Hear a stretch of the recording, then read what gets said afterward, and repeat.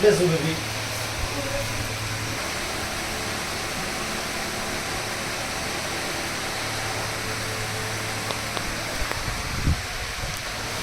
Mood सोडू का baby? नाही नाही.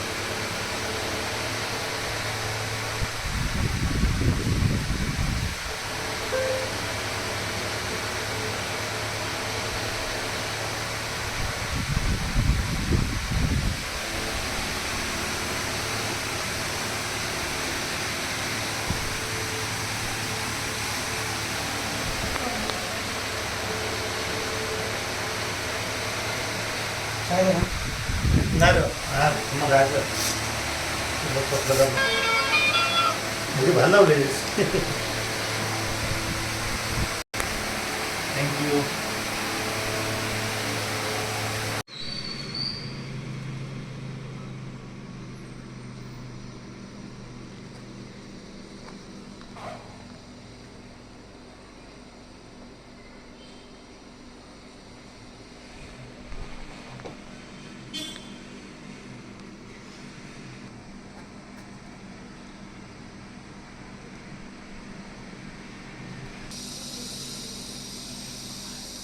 कृष्णा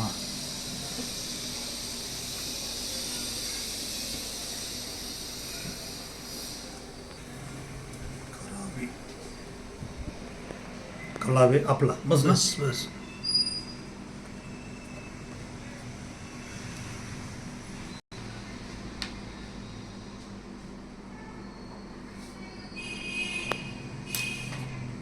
तर हे मला पत्र पाठवायचं आहे खरोखर.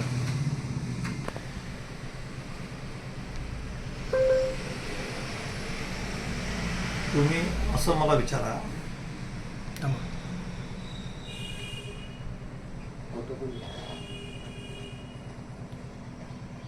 देवा पाटील साहेबांच्या या स्मृती दिनानिमित्त ठिकठिकाणी भूमिपुत्रांनी जागर आंदोलन चालू केलंय.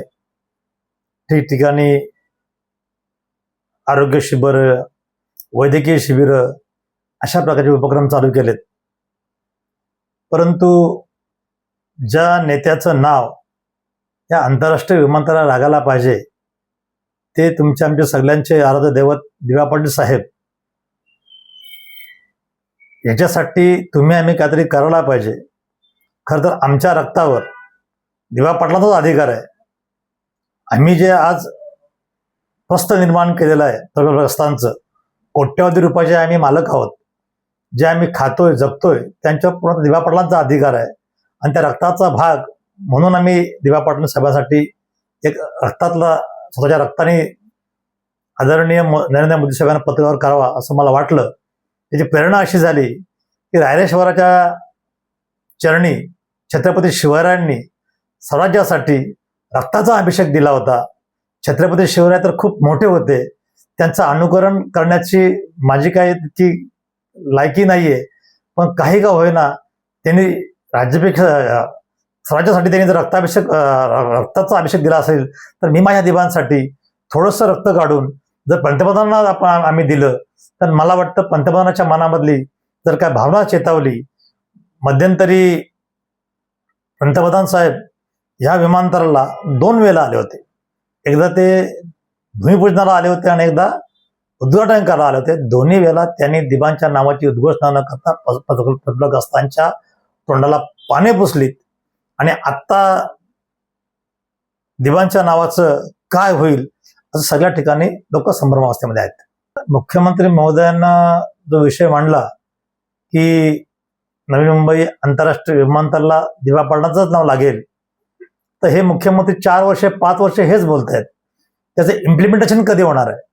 ते सांगतात की आम्ही हा प्रस्ताव कॅबिनेटमध्ये पाठवलाय. कॅबिनेटमध्ये काय बिरबलाची खिचडी तयार होते की काय? इतिहासामधली गोष्ट आहे, बिरबल खिचडी शिजत होता. ती खिचडी काय 8-10 तास अशीच चालली होती. तसं मला वाटतं येत प्रस्ताव 8-10 महिने 2 वर्ष असंच चालू आहे. कॅबिनेटमध्ये रोज वेगवेगळ्या प्रकारच्या उपक्रमासाठी ठराव पास केले जातात, मंजुरी होते. मग माझ्या नेत्याच्या ठरावाला हा विरोध का किंवा तो गुलदस्त्यामध्ये का, हा आम्हाला प्रश्न पडलाय. आणि ज्यावेळी याने असं म्हटलं मुख्यमंत्र्यांनी की आम्ही याच्यामध्ये कॅबिनेटमध्ये ठराव चालू आहे, आमचं काम होईल, तर पाठीमागे मुरुंडचे आमदार महेश बालदी साहेब यांनी टाळ्या वाजवल्या. मला वाटतं टाळ्या वाजवण्यापेक्षा तुम्ही मुख्यमंत्र्यांना जा विचारला पाहिजे होतात की आमच्या लोकनेत्याचं नाव तुम्ही कधी देणार आहात. टाळ्या का कोणी वाजवेल, तुमचा नेता बोलतो आणि तुम्ही टाळ्या वाजवणार, ही शर्मेची गोष्ट आहे. कोण म्हणतो की मी राजीनामा देईन, कोण म्हणतो मी दिवाणचं नाव जाळून घेईन. तर अशा प्रकारे कोणी जाळून वगैरे घेऊ नये, राजीनामा पण देऊ नये. फक्त माझी एकच इच्छा आहे, मी त्याला प्रामाणिकपणे तुमच्याकडून सांगतो, ज्याप्रमाणे संयुक्त महाराष्ट्र या चळवळीमध्ये मुंबईसह महाराष्ट्र व्हायला पाहिजे यासाठी जे राज्यभर आंदोलन उभं राहिलं, त्यावेळी या रायगड जिल्ह्याचे सुपुत्र मला वाटतं चिंतामणराव देशमुख यांनी त्यांच्या अर्थमंत्री पदाचा राजीनामा तत्कालीन पंतप्रधान पंडित नेहरूंच्या तोंडावर फेकला होता. त्या प्रकारे तुम्ही राजीनामा फेकणार आहात का? नसेल तर तुम्ही नाही सांगा की आमच्याने होणार नाही, आम्ही कुठलाही प्रकल्प तुमच्यावर रागवणार नाही, परंतु मग तुमच्याकडनं आम्ही अपेक्षा द्यायचं सोडून देऊ. आंदोलन तुम्ही करताय, 250-100 लोक जमा करून तुम्ही आंदोलन कसले करताय?